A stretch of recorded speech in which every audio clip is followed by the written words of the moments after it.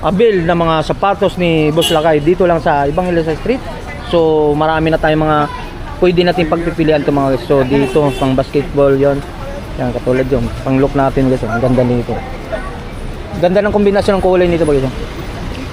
So nag-spike din to.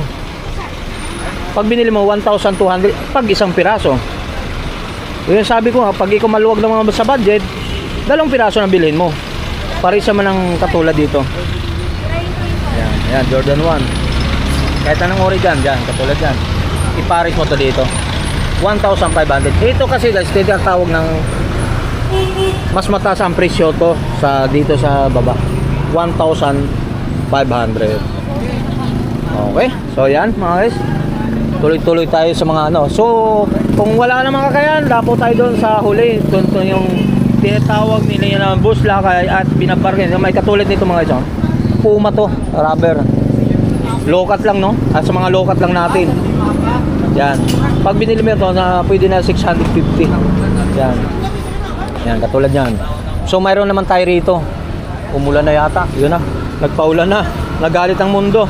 Yun, Jordan 1. Yan. Wala si Boss Alan na. So, yan. Yan, tuloy-tuloy tayo guys. Umambon na. Uy.